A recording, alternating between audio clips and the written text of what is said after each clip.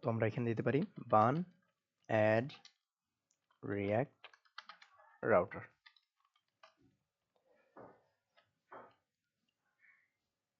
তো আমাদের ইনস্টল হচ্ছে, এই তো ইনস্টল হয়ে গেছে।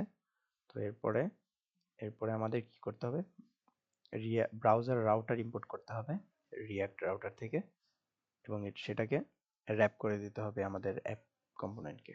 ওকে, এখানে আমাদের ব্রাউজার রাউটারটা ইম্পোর্ট করে ফেলি। Import browser router from react router. Okay, react router হয়ে গেছে। তো এখন আমরা অ্যাপ কম্পোনেন্টটাকে র্যাপ করে দিব।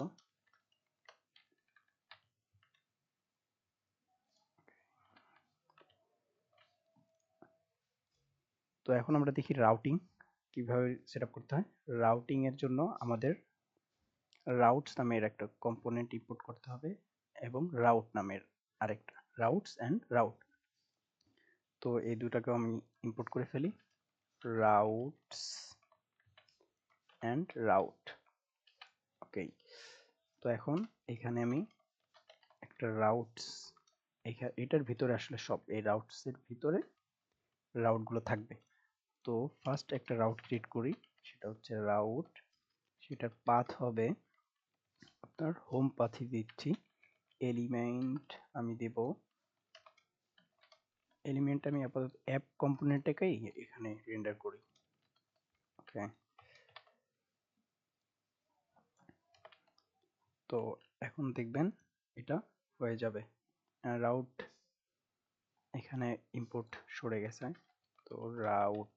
ওকে, এখন আমাদের এটা রান হওয়ার কথা। তো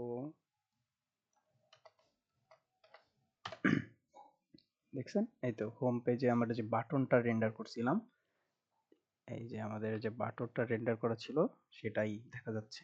ওকে, তো চলুন আমরা আরেকটা পেজ রাউট ক্রিয়েট করি।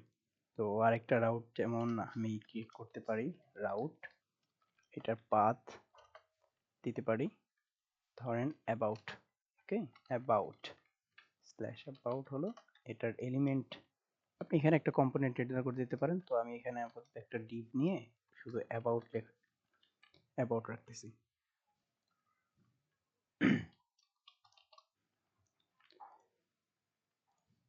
তো এখন যদি আমি স্ল্যাশ অ্যাবাউটে যাই তাহলে দেখতে পারবো অ্যাবাউট। তো আমাদের এভাবেই রাউটিং সেট আপ হয়ে গেল, এবং আপনি চাইলে বাকি সব রাউট ধরতে পারেন, যেমন রাউট পাথ। ঠিক আছে, এটার জন্য যদি দেখেন